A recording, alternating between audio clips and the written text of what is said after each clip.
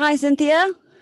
Hi, good morning. Good morning. All right, we're going to start off with a notice by the European Chamber of Commerce and Industry. Malaysia is setting tongues wagging after first informing its members to prepare for a complete economic shutdown and then retracting the statement. What was the initial idea behind this economic shutdown? Well, first of all, I think the statement came out on Sunday afternoon, and by Sunday evening, Eurochamp came out with a statement saying that yes, they did have a discussion with MITI, the Ministry of International Trade, and that was an informal discussion. And yes, during the discussion, they did speak about the high number of cases, even though we are almost 2 weeks into the MCO, but they denied that there was discussion about an immediate lockdown after February 4th. So I think the idea behind an economic shutdown, or the idea of a total economic shutdown, because we are partially shut down right now, is because we are still seeing high number of cases. And many COVID-19 cases or the clusters have been associated with factories, construction sites, and other places of work. So during this meeting, Eurochamp clarified that MITI did underscore that was this heightened sense of urgency, and given the high number of cases, businesses need to do more to ensure SOPs are in place and they are complied with.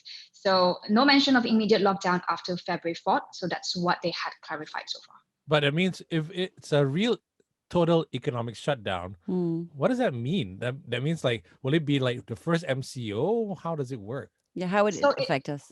Well, it appears that it would be that case. So the difference with this current MCO is more businesses are allowed to operate, to open, even SMEs like stalls, the makcik-pakcik stalls on the side of the road. So they are allowed to run their business.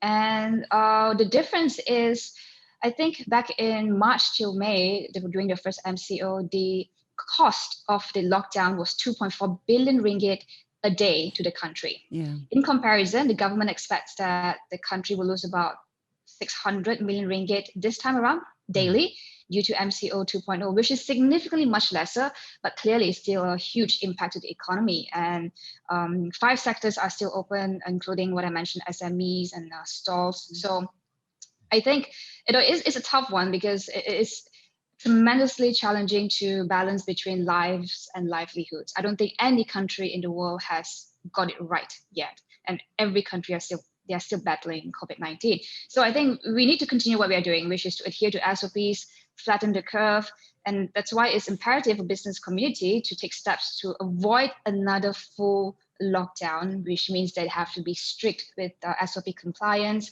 because a lot of these clusters are associated with workplaces. Okay, just going back to what you're saying about the sort of the change in how much it's costing daily at 600 million. If we were to tighten up everything again, would we be going back to losing 2.4 billion or so, 2.4 billion a day? Is that what we're looking at? I think if we were to go back to that, I think, that we possibly. I think businesses are more prepared this time around. More businesses have digitalized. I think that's one of the positives that came out of the pandemic lockdown. Is there has been an acceleration of digitalization as a whole for businesses, because you have no choice. You have to get online. So maybe businesses are more prepared, but the cost to the country would be significantly higher if we were to go into a full lockdown again. Can we afford it? Yeah. Well, we didn't think we could afford another lockdown, but we did. We're in here. But as I said, it's really the balance between, do you want to save lives? Do you want to save livelihood? It's a balance between economy and people's lives. Cool. Number Awesome. one. Done. I don't know how. 2.4 billion. It sounds like at some point it's gonna be trillion and then gajillion. It sounds like those kid numbers. Is it like a real number? Or is it just an arbitrary guesstimate? Like, how do you even calculate these things? It's a guesstimate on the losses that would have occurred if we didn't allow the economy to open. But I mean, just look at people that we know as someone who has lost a job, who has been impacted greatly, and that just shows how bad it has been. This was number one. This is economic. Yeah. Shutdown. Shutdown. Yeah. Eco shutdown. Econ lah. Yeah, okay. Thomas, econ save. Oh, Hey, this one's still recording on, so don't. yeah, no, I was just going to say CSA. We have to remember. Okay. Oh yeah, man. Okay, Yeah. jeez. All right. Thanks for bumming me out. Sorry. Gotta- Forgot we had to do something, Cynthia. And it Okay, just, what's I just got CSA? reminded. No, a community Community service service announcement. announcement. So, Oh, right. Yeah. Yeah. Now apparently our CSAs have been boring, so now they want us to be more exciting. Okay. Anyway. Okay. Next one. Okay. Front page, second one for 26 Jan. So let's move on to the SOP violations. Petaling Jaya on Saturday, police arrested 550 people for violating standard operating procedures of the Movement Control Order, said Senior Minister Datuk Sri Ismail Sabri Yaakob. Of the number, he said 499 were slapped with compounds, while 42 were remanded with 9 given bail.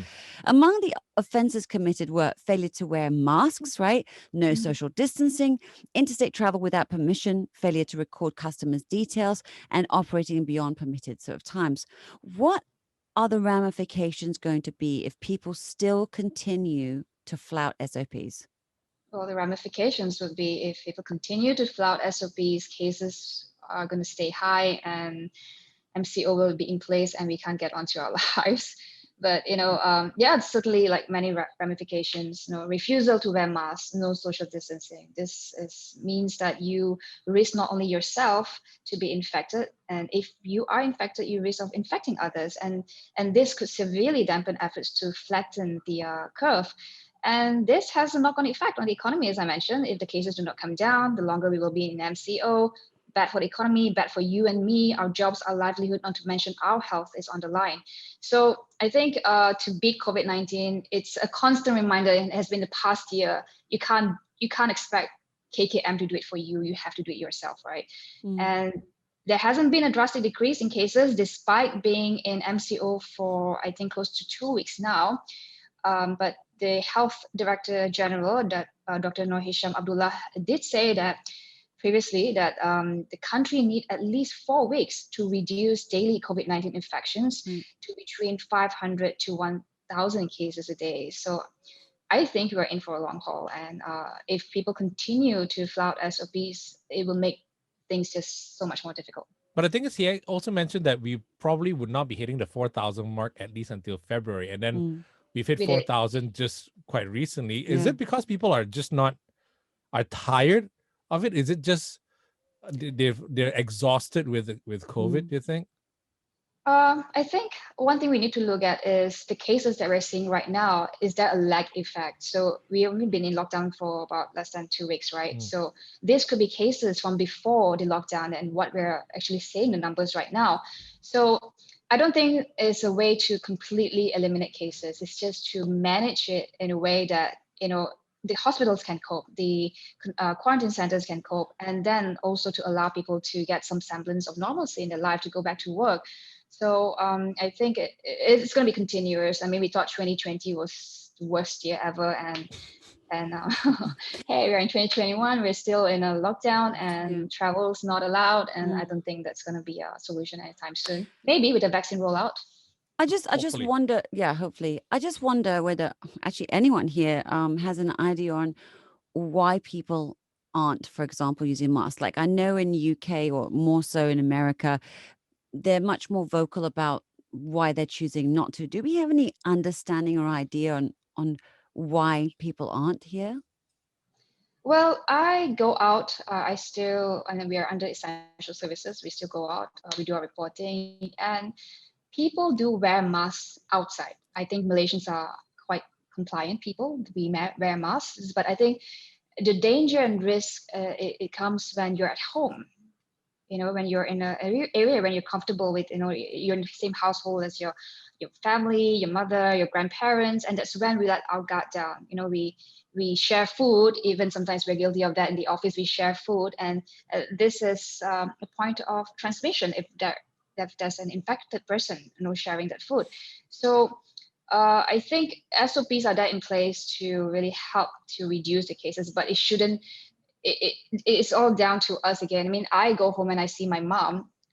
I go to our house. I wear a mask at home because I don't know what I have. I don't know if I got it from my colleague. Yes, we wear masks. We wear masks in public. We wear masks in the office. But just do not know. So yeah, it's a tough one. I think a lot in Malaysia it's more people being careless, but in the US it's like it's my right. Yeah. Yeah. You know. Comfortable and whatever. Yeah. So, okay, in your opinion, do you think it's worthwhile increasing the fines to deter people from leaving their homes or to just complying with the SOPs? Well, to your question, the leaving homes, I do not agree that we should deter people from leaving their homes, because the government has made it very clear you are allowed to leave home only when necessary, to buy essentials, to exercise to the limit of 2 people per household. Those are the rules. But what happens is that some people go out with people from other households. So I think, and we also should look at where are these fines or violation of SOPs, where do they occur mostly? Are they in areas like crowded markets or offices or restaurants? So if that's the case, put more enforcement in those areas, right? And if you look at the latest clusters, it's mostly from workplaces, industrial sites, construction sites. So raising the fine, I believe there were people like calling for the fine to be raised to 10,000 ringgit from the current 1,000 ringgit. I don't think we need to do that, because we don't want to burden anyone. The fines are there to protect the society. So I think if you were to do that, to increase fine, let's say we want to entertain this idea of increasing the fine, right? We need to make sure that it's proper enforcement first. So we have seen in the past, people found flouting SOPs were not subjected to punishment or fine. And that sends a very bad message to the people. Lead by example. That is something that needs to be said, right? Yes. And if you're going to increase it to 10,000 ringgit, you make sure that everyone who flouts the SOP gets a fine. Yeah. That's my opinion. Yes, COVID shall not discriminate, or the repercussions of behavior in SOP should not discriminate. Okay. Okay, hold on. Let me just save this. SOP violation.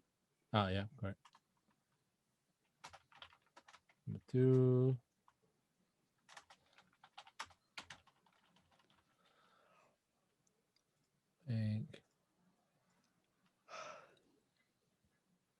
Okay.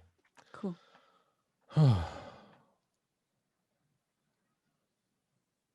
SOP violation should be our soul. They just wanted to feed me food. I'm like, hey, yeah, more gao choma. Okay. 3. Front page number 3. New U.S. president. Woohoo! All right, ready? Yep. Okay. Okay. So Joe Biden was sworn in as the 46th POTUS recently. What can we expect to change in the U.S.-China relations? U.S.-China relations have been probably the worst since a long time under Trump's administration. I think it's too early to say what will happen between the bilateral relations between both countries. What we have seen is years of tension with China under Donald Trump that has led to a bitter trade war that has affected countries everywhere. It has shifted the global trading environment. What remains to be seen if Biden will change or reverse some of Trump's protectionist policy, America First agenda.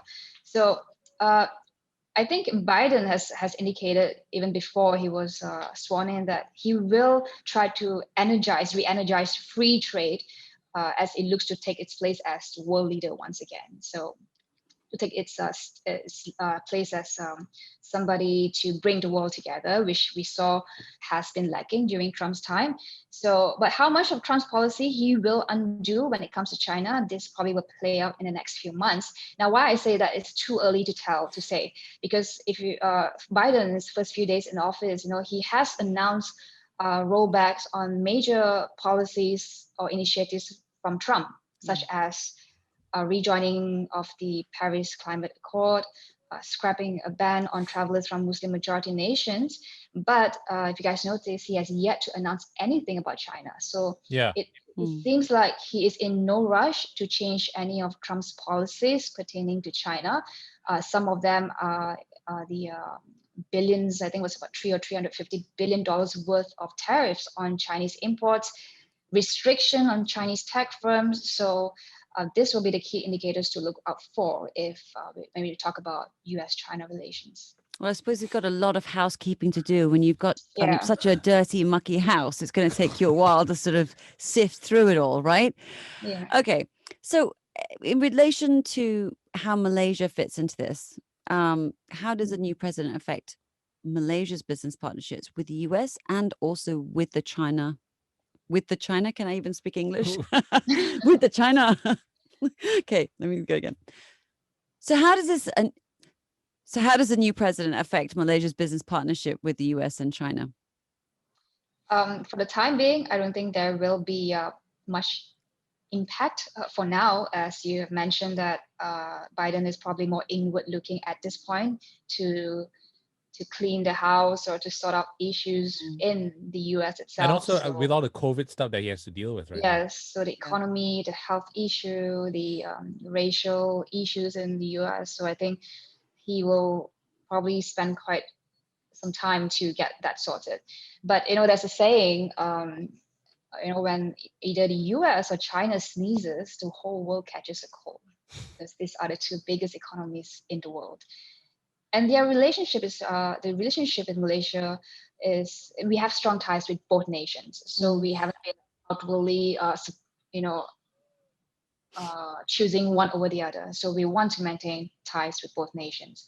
So I do not see immediate benefits to the Malaysian economy from the change in White House at this time, but Joe Biden had promised to be more to put America more out there, to play a larger and more active role in Asia Pacific. Two areas. One is security, because China has been more assertive military-wise in Asia Pacific, and I think in the economy as well. So this could eventually pave the way for more meaningful business developments. We might see more US companies look to ASEAN and maybe Malaysia for expansion, perhaps once international travel is made possible again. Yeah. Yes. And on that note, I guess we come away with the word patience and waiting. Yeah, I don't think this year or even maybe next year. Okay. Where's the last place you went to on holiday, Cynthia? International. Langkawi. Oh, international. It was Singapore right before the lockdown. Same here. I went home for a while to fix my phone. Came back to KL, and I'm like, oh, I'm not going to go back to Singapore for a while, but okay. You from Singapore? Well, I lived in I moved to Singapore for a while, and I moved back here just because of stuff here. Right? Then after that, my wife's phone had issues, and the Singapore line went back. Gao team came back. Borders closed. I'm like, okay, I still have stuff in storage. I don't know what I'm going to do with it. And my car, I don't know how I'm going to sell it. But okay, anyway, so we're here. So that's how it is, unfortunately. Yeah, my cousin came back before Chinese New Year last year. She was in Melbourne. Her car is still at the airport. Oh my God. What? The car's still at the airport. Like, oh my goodness. She's lucky that she gets to work remotely. She just decided to enroll her kids to school in Malaysia and figure out what to do with the car when she gets back. Oh my God, today's Ziggy's first day of school and I haven't paid school fees. You just reminded me. Thank you, Cynthia, saying about your cousin and registering the kids. I'm like, oh my God, I have to call the school up going, sorry. Okay. All right. Next one. Something that's close to our hearts, I suppose. Yes. The HSR? Yes. Okay. Are you for or not for HSR? I was game for the HSR back in the day when it was going to be done sooner, but I was all for the HSR because I just wanted to go back to Singapore easily, travel back and forth, right? But I just felt like, because I know a lot of Singaporeans who love coming to KL, but the thought of having to drive all the way to KL, they didn't want to do that. If they go to Changi to fly to Singapore, to fly to KL, also not an option because KLIA is so far. So if they're going to Changi already, they might as well, we were just talking about this, go to Bangkok, go to Phuket, go to Bali, whatever it is. So that ruined it, so. Yeah, I was for HSR, but. Right. I was like, 90 minutes to Singapore, yay. Correct, exactly. Yeah, exactly. Yeah. I don't want to go to Actually, it's less time than it takes to fly because you haven't factored in getting to the damn an hour airport. Before. Yeah. Or even getting to the airport. Yeah. You have to get to the airport 45 minutes. KLIA is crazy far. Correct. Come, let's Okay. record. I'll ask the grown-up question. Frontpage, number 4. So let's talk the high-speed rail project linking KL and other stops along the way with Singapore, which has been officially cancelled. But now the Johor state government has apparently agreed terms with the Island Republic to go ahead with the RTS, the rapid transit system, which will ease the burden of Johorians and Singaporeans having to travel between the two countries in what is the busiest international crossing in the world. Why is this, or is it, a better alternative to the HSR?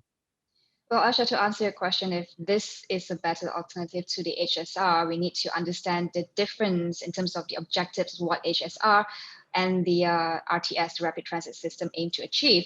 So the HSR had aimed to mostly just to reduce travel time between Singapore and KL to around 90 minutes from right now. I think if you were to go by the KTM, it's about 11 hours. So yes. Wow, that's like...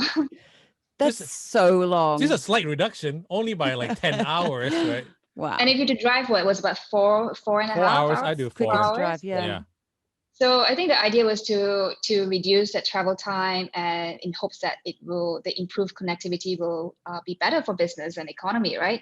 So that's HSR. That's the objective of HSR. On the other hand, the RTS, which connects Singapore and JB, Johor Bahru, it's mostly, like Asha said, to ease the burden of commuters traveling daily on the causeway to Singapore and vice versa, some Singaporeans to Malaysia, to JB. So really to facilitate that movement between Malaysians and Singaporeans. So they have different objectives. So, but now the question is, people do ask, so what about KL to Singapore? We were hoping to get there in 19 minutes.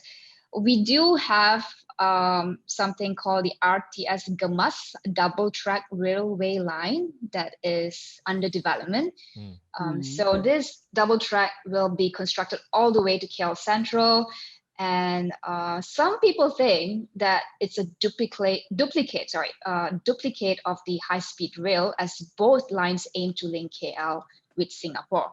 But of course, with this double track Gemas line, it will still take estimated about 3 to 4 hours to get to Singapore. Does it use the same line and also the same stations as what was planned for the HSR for this new one? No, it won't be, because HSR was planned to depart from Bandar Malaysia. Like the main station will be Bandar Malaysia. And HSR was meant to stop in 8 cities. So I think Seremban, Alor, Malacca were some of the cities that it had planned to stop at.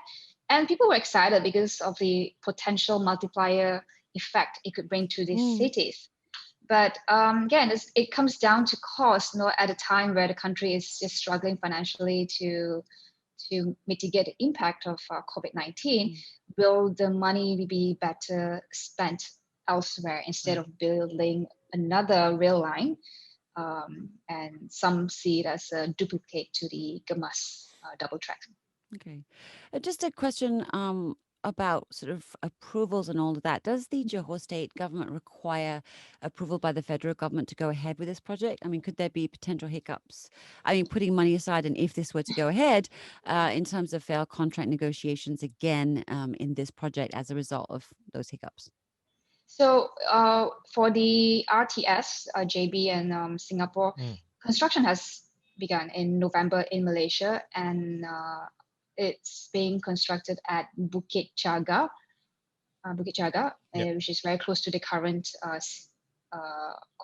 customs, I think. And Singapore broke ground just a few days ago at Woodlands North. So that will be the station, Woodlands North and Bukit Jaga. So it appears that it's all systems go for the project. Will it fail halfway? Will there be dispute and all? I mean, it's something we do not know. I mean, there had been some delays with this project when Pakatan Harapan government came to power in 2018, and there were some issues with land, the Bukit Jaga land. But I think that has all been cleared, sorted. So work has begun. And I think we also need to consider that there is a real economic and connectivity benefit of this project, especially people shuttling between two countries on a daily basis. Another thing to be pointed out also is there is customs immigration facility for both countries located at both ends, both stations. So meaning commuters can clear immigration for both countries at the point of departure, meaning without having to do so again upon arrival. So that's a lot of time savings right there. Very handy. Yeah. Very easy. Yeah. For people of Johor especially. Because if you do that every day, it's a nightmare. Yeah. I think it takes a few hours just to get into Singapore. Yeah, sometimes if you're on the buses or whatever it is, it does take a few hours. Or sometimes if you're by bus, and then you have it's a holiday or some celebration. Oh my goodness! Good luck. Yeah. All right, that's good. Let's really hope this works out, man. Apparently, 10,000 people an hour get to travel. That's a sizable number. Yeah. You know, there was an issue with the land, Bukit Chaga land. So in 2019, it turns out that the land was given to federal government initially. Also, they didn't approve of it, is it? It was given to federal government, part of a land swap deal. But in 2019, Mahathir found out that the land suddenly was returned to the Johor Sultan. Yes, I remember this. Yes. Is this land in Singapore or land on outside? It's Johor. Okay. Johor. So, and the Sultan said, you know what? I'm going to give you back the land with no cost, but you have to continue with the project, the RTS project. Right, which is why now we have IC. Yeah. So I think the Johor Sultan wants this to happen, and land issues are mainly belongs to state. So right, and if you go to Johor, JB, everything has a royal crest in every construction site. I'm like, oh, interesting. That's cool. Johor could be a country on its own. Yeah. Really. I went to JB for the first time, I think, ever in my life last January 2019. Really? Yeah, and it was to a hotel for a wedding. Right.